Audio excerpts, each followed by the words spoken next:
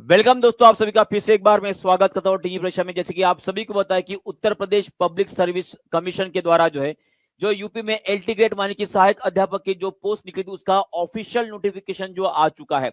और इस official notification के अंदर जो क्या महत्वपूर्ण क्या इंपॉर्टेंट बातें बताई गई और उसी तरह से एग्जामिनेशन स्कीम क्या रहेगी और ओटीआर कैसे जनरेट करना है, ये सभी बातें आपको दी गई। और कौन सी ऐसी बातें जो आपको जानना जरूरी है इस पूरे एग्जाम स्कीम के लिए, क्योंकि अगर इन बातों को आपने अगर निगलेक्ट कर दिया तो हो सकता है कि आपको जो एग्जामिनेशन देने में या आपका एडमिट कार्ड और आगे की प्रोसेस लेने में भाई साहब आपको तकलीफ या आपको प्रॉब्लम झेलने पड़ते हैं। चलो चलते हैं हमने ऑफिशियल वेबसाइट के ऊपर। तो ये हमारी Uttar Pradesh public service commission की ऑफिशियल वेबसाइट है। इसके अंदर अगर आप नोटिफिकेशन के अगर अंदर जाते हो तो यहाँ पे जो है आज का ही आपको नजर आ रहा है कि यहाँ पे रिक्रूटमेंट डैशबोर्ड के अंदर भी आपको दिया है। और साथ में नोटिफिकेशन एडवर्टाइज के अंदर अगर जाते हो, इसे क्लिक करने के बाद आपका कुछ ऐसा एक जो है डेस्कटॉप ओपन हो जाएगा। और इसके बाद यहाँ पे एडवर्टाइज जानने के लिए जो है सीधी सीधी बात है, आपको यहाँ पे एक तो इंग्लिश में या आपको हिंदी में जानना है, बस अब उसके लिए यहाँ पे दिया गया है। तो यहाँ पे अगर मैं इंग्लिश में अगर क्लिक करता तो इस तरह का एक ऑफिशियल जो बस अब Uttar Pradesh public service commission की तरफ से जो है जो असिस्टेंट टीचर माने कि ट्रेन ग्रेजुएट ग्रेड के लिए जो है फीमेल और मेल के लिए एग्जामिनेशन 2025 का जो ऑफिशियल जो लेटर है भाई साहब, जो नोटिफिकेशन है वो आपको दिखाई देगा। इसमें डेट भी लिखा है 28/7/2025, माने कि ये आपका ऑथेंटिक है। ये बात आपको क्लियर होगी। इस पूरे नोटिफिकेशन में ऐसी कौन सी इंपॉर्टेंट बात लिखी गई है जिसको आपने निगलेक्ट नहीं करना है, तो सभी लोग यहाँ पर जान लेंगे। यहाँ पे सबसे पहली दिक्कत जो आपको झेलनी पड़ सकती है वो है आपकी ओटीआर के बारे में। किसके बारे में? ओटीआर के बारे में। अगर आपने ओटीआर अभी तक जनरेट नहीं किया है तो नोटिफिकेशन के अंदर इंपॉर्टेंट सेक्शन के अंदर साफ साफ लिखा गया है। देखो क्या लिखा गया है, इट इज मैंडेटरी। देखो क्या लिखा गया सभी लोगों का एक बार जो है अच्छे से क्लियरली आपको बताना चाहूंगा।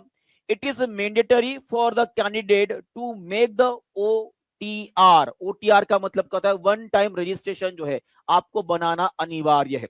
अगर ये नहीं है, those candidate who have not obtained their OTR number must obtain it from the commission's website। और कमीशन वेबसाइट के ऊपर जो आपका अपना वेब एड्रेस है वो भी यहाँ पे दिया है।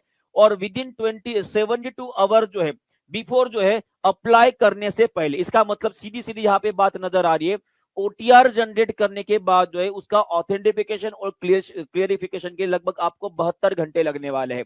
तो ऑब्वियसली अगर आप ये सोच रहे हो कि आखिरी के 2 दिन में अगर मैं ओटीआर जनरेट करके अप्लाई कर सकता हूं, तो ये गलतफहमी यहाँ पे आपकी दूर हो जाती है। तो एज सुन एज पॉसिबल आप ओटीआर जनरेट कर लीजिए, ठीक है जी। और उसी तरह से वो जो है ओटीआर एक बार अगर आपको जनरेट हो जाती है उसके बाद ऑनलाइन कि हमारी जो ऑफिशियल वेबसाइट है upsc.up.nic.in, इसके ऊपर जाकर आप अप्लाई कर सकते हैं। ये पहली बात होगी जो आपको इसमें ध्यान देना है।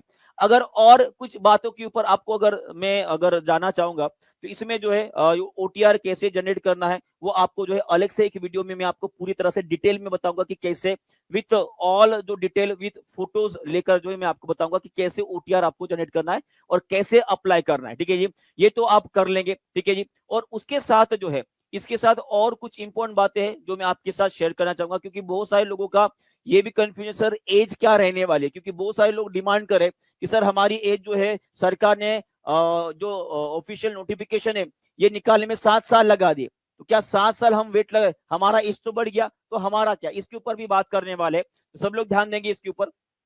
और उसी तरह से यहाँ पे टोटल यहाँ पे पे स्केल भी आपका दिया हुआ है।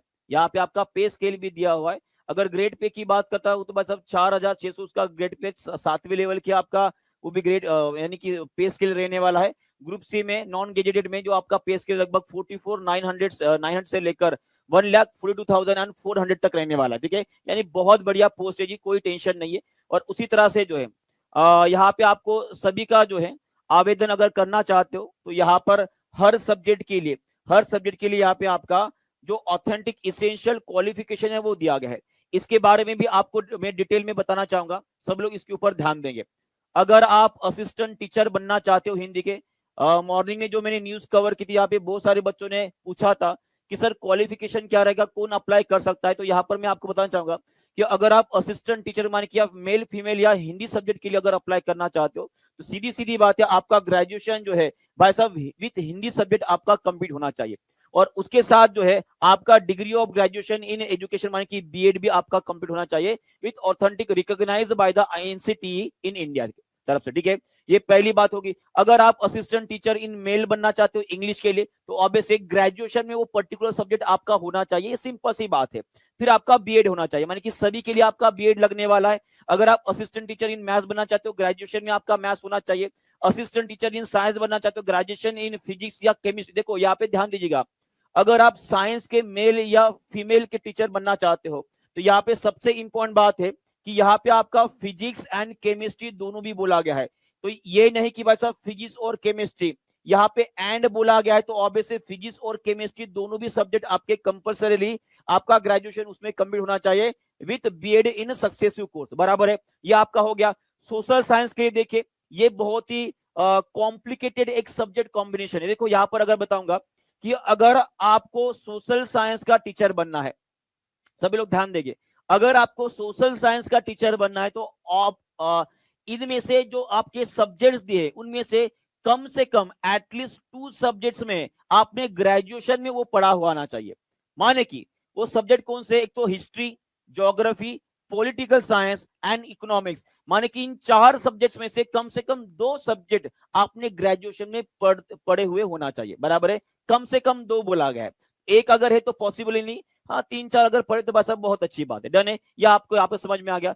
और कंप्यूटर साइंस के लिए अगर आप टीचर बनना चाहते हो, तो ऑब्वियसली आपका बीई बीटेक, ये एक्चुअली बीच में बोला जा रहा था कि इस बी बीटेक को जो है भाई साहब शायद क्वालिफिकेशन से जो है निकाल दिया गया है, पर जो नया नोटिफिकेशन उसके हिसाब से ये क्लियर हो चुका है कि बीई बीटेक वाले भी भाई साहब इस वैकेंसी के लिए अप्लाई कर सकते हैं, पर बशर्ते, और उसके साथ साथ जो है आपका ग्रेजुएट इन कंप्यूटर साइंस अगर है तो वो भी अप्लाई कर सकते हैं। और साथ में अगर इसकी क्वालिफिकेशन की बात करूंगा, तो हर सब्जेक्ट के लिए कुछ ना कुछ रहेगा। और जिस तरह से आप हर इसके भी टीचर बनना चाहते हो, या इसमें देखिए बहुत सारी जो है आपकी क्वालिफिकेशन दी गई, graduate in computer application, graduation degree along with the level with A level course from the NIE-LIT। उसके बाद बीटेक अगर आपने किया होगा कंप्यूटर साइंस में, या एमसीए आपने किया होगा, दोनों भी आपका अनिवार्य रहेगा।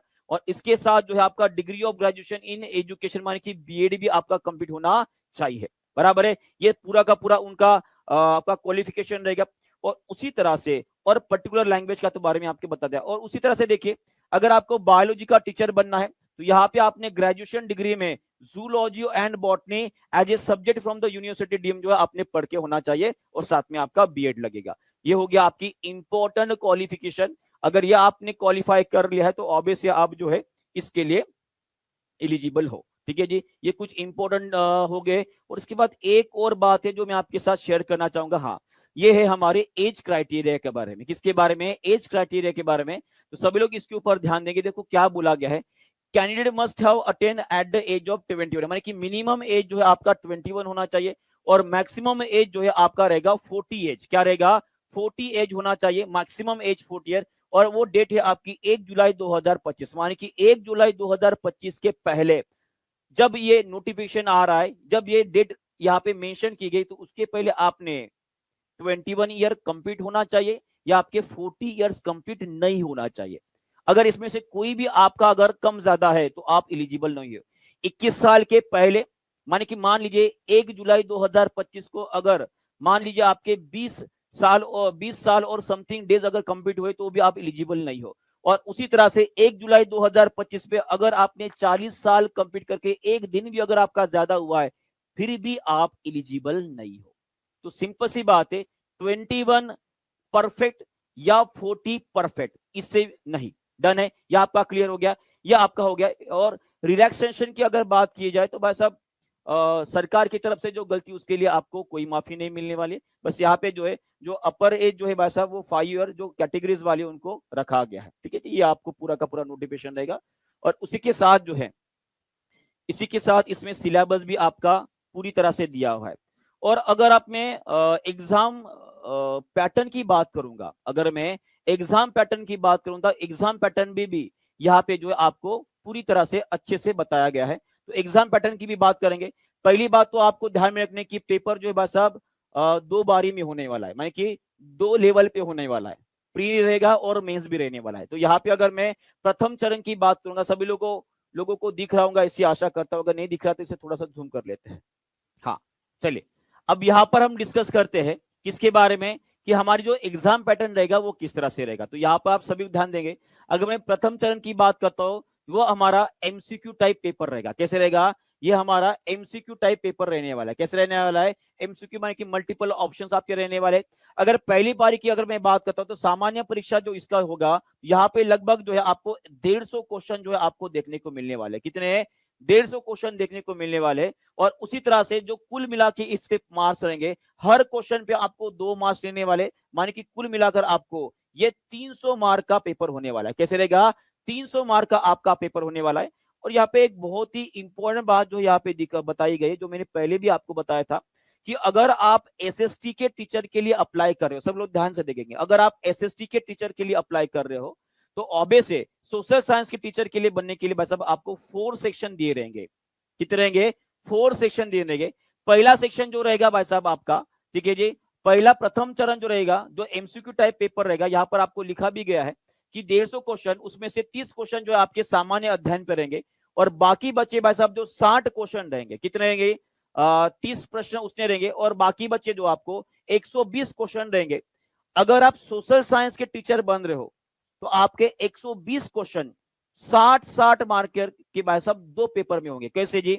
मैंने अभी बताया कि अगर आपको सोशल साइंस के टीचर के लिए अप्लाई करना है, तो एटलीस्ट 4 ऑप्शन में से आपको 2 ऑप्शन सेट करना जो है ग्रेजुएशन में करना आपको अनिवार्य रहेगा। तो उसी तरह से जो 2 सब्जेक्ट में आपका ये हुआ है, ग्रेजुएशन हुआ है, उस 2 सब्जेक्ट को चूज करके यहाँ पे भी आपको ऑप्शन दिए रहेंगे। और हर वो ऑप्शन, जैसे कि geography, history, economics and civics के हर एक पेपर के बाद साहब, अगर मान लीजिए मैंने ज्योग्राफी और हिस्ट्री चूज किया, तो ऑब्वियसली 60 क्वेश्चन इसके और 60 क्वेश्चन इसके दोनों मिला के 120 क्वेश्चन के पेपर जो है भाई साहब मुझे सॉल्व करना पड़ेगा। ये क्लियर है सभी को? इतना समझ में आ गया? उसी तरह से इकोनॉमिक्स और सिविक्स अगर चूज करता तो भाई साहब वो उस तरह से 60 क्वेश्चन आपको उसके सॉल्व करने पड़ेंगे, माने कि आपने जो सब्जेक्ट चूज किया है उसके हिसाब से। ओके, तो ये अनिवार्य रहेगा। ये प्रथम पाली आपको समझ में आ गई। 150 क्वेश्चन रहेंगे, 300 मार्क रहने वाले। और उसी तरह से अगर द्वितीय चरण की अगर मैं बात करता हूं, जिसे मैं मेन एग्जामिनेशन आपकी होगी, यहाँ पे सीधा सीधा आपका जो प्रश्नों की संख्या रहेगी, ये रहेगी आपकी 20 क्वेश्चन रहेंगे। कितने रहेंगे? 20 क्वेश्चन रहेंगे। और हर एक क्वेश्चन जो है आपको लगभग 12 मार्क्स का आपको यहाँ पे देखने को मिलता है। अगर आप इसे अब कवर करते हो, तो ऑब्वियसली यहाँ पे आप देख पा रहे हो कुल अंक जो है आपके यहाँ पे आपके 200 मार्क रहेंगे। कितने रहेंगे? 200। मान कि हर एक क्वेश्चन जो है लगभग पकड़ लीजिए आपका कितने का रहेगा जी। अब देखो यहाँ पे एक बात आपको बतानी है कि 20 क्वेश्चन को 10-10 में डिवाइड किया गया है, 10-10 में डिवाइड किया गया है। अगर 10 क्वेश्चन बोलते हो तो ये एक्सप्लेनेशन टाइप रहेंगे, रिटर्न एग्जामिनेशन रहने वाली। तो यहाँ पे 10 क्वेश्चन जो होते हैं वो आपके लघुत्तरीय प्रश्नों के जवाब आपको लिखने पड़ते हैं 125 शब्दों में। और यहाँ पे हर एक सवाल जो होता है आपका 8 अंक का रहेगा। कितना रहेगा? 8 अंक का रहेगा। और बच्चे 10 सवाल जो है इसके लिए आपका खंड ब में आपको दिया गया है। यहाँ पे हर सवाल को आपको लगभग 200 शब्दों में जो है एक्सप्लेन करके लिखना है। और हर एक क्वेश्चन जो है आपका 12 मार्क्स का यहाँ पे देखने को मिलने वाला है। तो कुल मिलाकर जो दोनों के मार्क्स मिला के आपके 200 मार्क का ये पेपर होने वाला है। ये समझ में आ गया? माने कि जो पहली पाली है, बराबर है, पहला सेक्शन जो है आपका जो प्रथम चरण था वो आपका लगभग 300 मार्क का, और द्वितीय चरण है आपका मिलकर 200 मार्क का। तो कुल मिला के आपको 500 मार्क्स की ये पेपर जो टेस्ट देने आपको देनी है। ये पूरा क्वालिफाई होने के बाद जो है आपका सिलेक्शन हो जाएगा। यहां तक क्लियर है? ये पूरा का पूरा डिटेल नोटिफिकेशन है। और इसी के साथ जिनको ओटीआर जनरेट करने में और फॉर्म फिलअप करने में अगर तकलीफ हो रही होगी, तो उनके लिए भी एक अलग से वीडियो जो है हम रिकॉर्ड करके डाल देंगे, आप उसे देख लीजिएगा, आपके पूरे डाउट क्लियर हो जाएंगे। ठीक है जी? और जो भी एलटी ग्रेड के लिए अप्लाई करना चाहता है, तो टीचिंग परीक्षा की ओर से शायद इसके लिए जो है एक नया कोर्स हम लॉन्च करने वाले। तो अगर आप उसके लिए तैयार हो और आप कोर्स ज्वाइन करना चाहते हो, और उसकी तैयारी अगर आप फ्री टेस्ट से शुरुआत करना चाहते हो, तो फ्री टेस्ट देने के लिए आपको डिस्क्रिप्शन बॉक्स में एक फॉर्म दिया गया है। उस फॉर्म को आप फिलअप कर दीजिए, और आपको जो हम उस कोर्स में ऐड कर देंगे, जहां पर आप फ्री टेस्ट देकर जो अपनी तैयारी शुरू कर सकते हो। ठीक है, ये पूरी की पूरी विस्तृत जानकारी आपको सभी को समझ में आ गई होगी। यहाँ पे सभी को याद रखना है कि subject combination is very very important. ठीक है जी, तो अंत तक ये पूरा वीडियो आपने देखा उसके लिए बहुत बहुत धन्यवाद। और जिसको भी समझ में आ गया वो वीडियो को लाइक कर देगा, शेयर कर देगा, टीचिंग परीक्षा को सब्सक्राइब भी जरूर कर देगा। तो thank you very much, goodbye, God bless you and